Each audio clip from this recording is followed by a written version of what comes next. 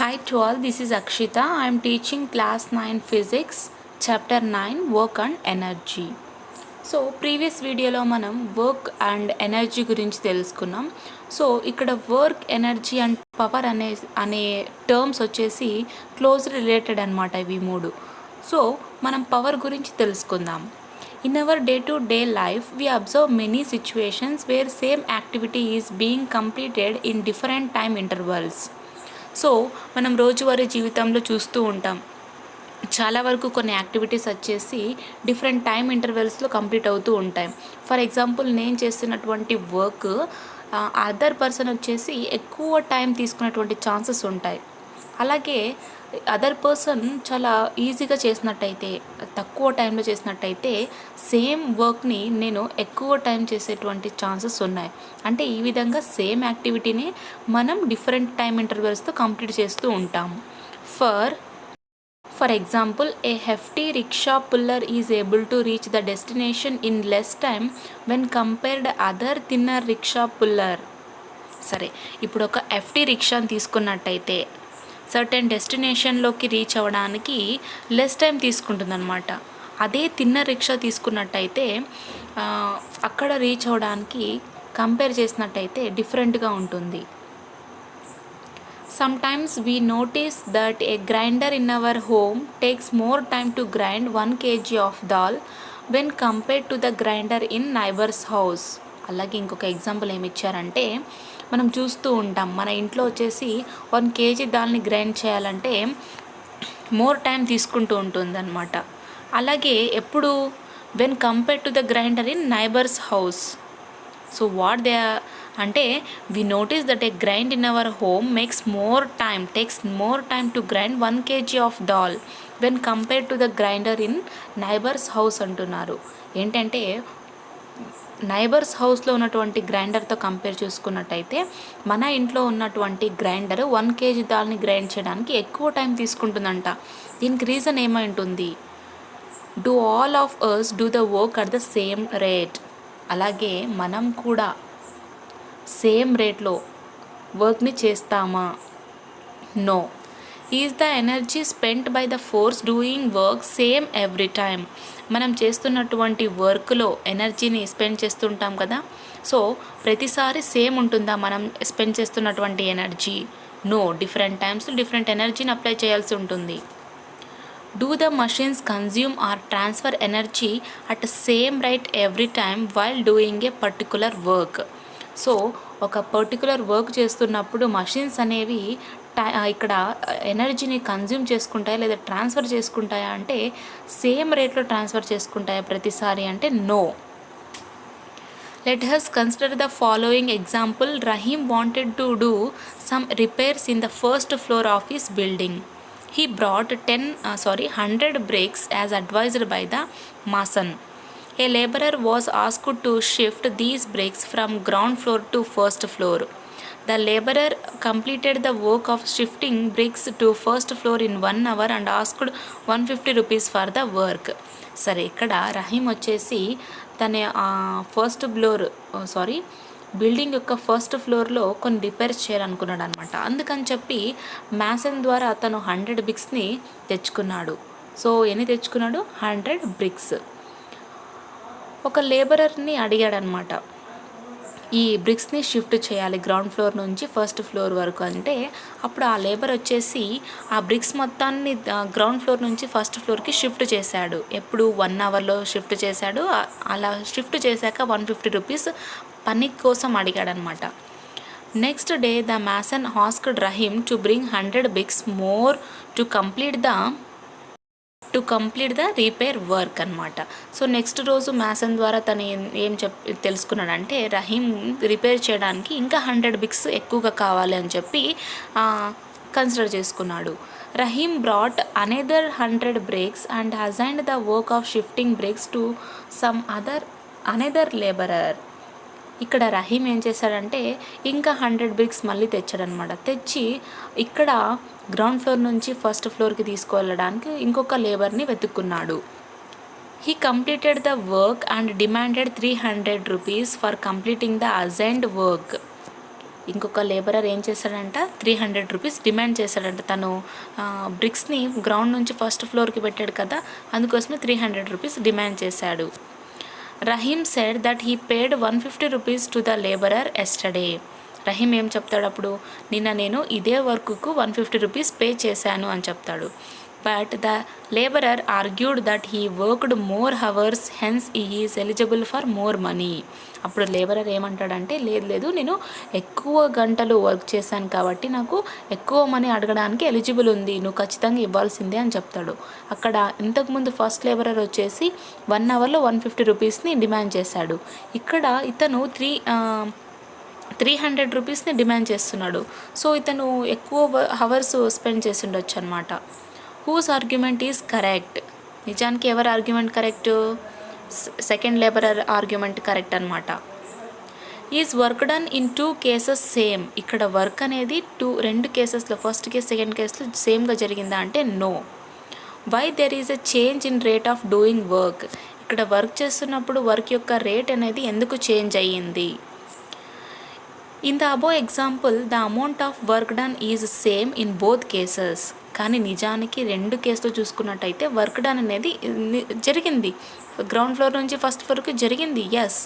But the time taken to complete the work is different. కానీ ఈ work complete చేయడానికి తీసుకున్నటువంటి టైం ఎంత డిఫరెంట్గా ఉంది ఫస్ట్ కేసుకు సెకండ్ కేసుకు. This means that rate of doing work is different. కాబట్టి ఇక్కడ వర్క్ సేమ్ కానీ టైం అనేది డిఫరెంట్ ఉంది కాబట్టి ఇక్కడ రేట్ ఆఫ్ డూయింగ్ వర్క్ వచ్చేసి different. A stronger person like in the first case of above mentioned example May do certain work in relatively less time compared to other person. Similarly, a powerful machine can do a work assigned to it in relatively less time when compared with another machine. ఇక్కడ మనం first కేసులో చూసుకున్నట్టయితే ఒక stronger person అనమాట అతను. So ఆ విధంగా అతను ఒక వర్క్ని తక్కువ టైంలోనే చేసేసాడు అదర్ పర్సన్తో కంపేర్ చేసుకున్నట్టయితే. అంటే ఇక్కడ ఒక పర్సన్ని స్ట్రాంగ్ పర్సన్ తీసుకున్నట్టుగానే సిమిలర్గానే మనం పవర్ఫుల్ మెషిన్ని తీసుకున్నట్టయితే తక్కువ టైంలోనే వర్క్ని కంప్లీట్ చేస్తుంది అదర్ మషిన్తో కంపేర్ చేసుకున్నట్టయితే. We talk about the power of machines like motor bikes, motor car, water pumping motors etc. The speed at which these machines do the work is the basis for their classification. So ఇక్కడ మనం machines యొక్క power గురించి మాట్లాడుకుంటున్నాం. అంటే machines ఏవేవి? Motor bikes, motor car, water pumping Motors అనమాట. వీటి యొక్క స్పీడ్ అనేది మషిన్స్ యొక్క స్పీడ్ అనేవి వర్క్ని జరగడానికి బేసిస్ అనమాట. అంటే వర్క్ జరగడానికి ఈ స్పీడ్ అనేది తోడ్పడుతుంది. Power is a measure of the speed of work done, that how fast or how slow work is done. Power అంటే ఏంటి? ఒక వర్క్ జరిగినటువంటి వర్క్ యొక్క స్పీడ్ని మెషర్ చేసేటువంటిది అనమాట. దాన్నే పవర్ అంటాం. అంటే ఈ వర్క్ వచ్చేసి ఎంత ఫాస్ట్గా జరిగింది, ఎంత స్లోగా జరిగింది అని చెప్పి మెషర్ చేసేదాన్ని పవర్ అంటాం. Power is defined as the rate of doing work or rate of transfer of energy. పవర్ని మనం ఎలా డిఫైన్ చేయొచ్చు అంటే రేట్ ఆఫ్ డూయింగ్ వర్క్ని డిఫైన్ చేస్తుంది, లేదా రేట్ ఆఫ్ ట్రాన్స్ఫర్ ఆఫ్ ఎనర్జీని డిఫైన్ చేస్తుంది అనమాట. దాన్నే పవర్ అంటాం. If an agent does a work W in time T then power is given by. ఒక ఏజెంట్ వచ్చేసి ఒక వర్క్ని కంప్లీట్ చేశాడు, డబ్ల్యూ అనేటువంటి వర్క్ని కంప్లీట్ చేశాడు, ఎంత ఇన్ టైం టీలో కంప్లీట్ చేశాడు అనమాట. సో దాని యొక్క పవర్ ఎంత? అప్పుడు power equals to work by time. So P equals to W by T. P అంటే పవర్ అనమాట, W means work, T means time. The unit of power is watt and denoted by symbol W. ఇక్కడ power యొక్క unit వచ్చేసి watt అనమాట. దీన్ని డబ్ల్యూతో denote చేస్తాం అనమాట వ్యాట్ని. 1 watt is the power of an agent which does work at rate of 1 joule per second. ఇక్కడ ఏజెంట్ యొక్క పవర్ వచ్చేసి 1 watt. వర్క్ ఎంత జరిగింది? 1 joule per secondలో జరిగింది కాబట్టి 1 watt అనమాట. We express larger rate of energy transfer in kilowatts. ఒకవేళ మనం లార్జర్ రేట్ ఆఫ్ ఎనర్జీ ట్రాన్స్ఫర్ని ఎక్స్ప్రెస్ చేయాలనుకుంటే కిలో వ్యాట్స్ని యూజ్ చేస్తాం. 1 kilowatt equals to 1000 watts. So వాట్స్ని మనం జోల్ పర్ సెకండ్లో కూడా చెప్పుకుంటాం. Think and discuss. The work done by a force F is larger than the work done by another force F2. Is it necessary that power delivered by F1 is larger than that of F2? Why? ఇక్కడ F1 ద్వారా F1 force ద్వారా జరిగినటువంటి work done వచ్చేసి F2 force ద్వారా జరిగినటువంటి work కన్నా ఎక్కువ అంట. అంటే ఇక్కడ పవర్ అనేది F1 ద్వారా డెలివర్ అయి ఉంటుందా, అవసరమా అని అడుగుతున్నారు. సో ఈ విధంగా మనం ఫ్రెండ్స్తో డిస్కస్ చేసి క్లారిఫై తీసుకుందాం. అండ్ నెక్స్ట్ ఎగ్జాంపుల్ 9 ఇచ్చారు. A person performs 420 joule of work in 5 minutes. Calculate the power delivered by him. ఒక పర్సన్ వచ్చేసి 420 జోల్స్ కలిగినటువంటి వర్క్ని కంప్లీట్ చేశాడు. ఎప్పుడు? 5 minutesలో. సో ఇప్పుడు మనం పవర్ని క్యాల్కులేట్ చేయాలి. Power equals to work done by time. So work done by the person W equals to 420 jewels. Work కాబట్టి మనం దేంట్లో మెజర్ చేస్తామని చెప్పుకున్నాం? Jewels. Time taken to complete the work. ఎంత టైం తీసుకునింది? 5 minutes. అంటే ఇక్కడ మనం జోల్స్ తీసుకున్నాం కాబట్టి వర్క్, కాబట్టి టైంని కూడా మనం ఎలా తీసుకోవాలి? సెకండ్స్లో తీసుకోవాలి. జోల్ పర్ సెకండ్ కదా, కాబట్టి మనం సెకండ్స్లో తీసుకోవాలి. సో 5 minutes కాబట్టి మినిట్కు 60 seconds కాబట్టి 5 × 60 seconds equals to 300 seconds. Power delivered P equals to W/T we know. So 420 వచ్చేసి వర్క్ అనమాట. And by time we get 1.4 watts. Watts అంటే ఏంటి? Unit of power. సో మనం పవర్ని వాట్స్లో మెజర్ చేస్తాం. Example 10. A woman does 250 joules of work in 10 seconds and a boy does 100 joules of work in 4 seconds. Who delivers more power?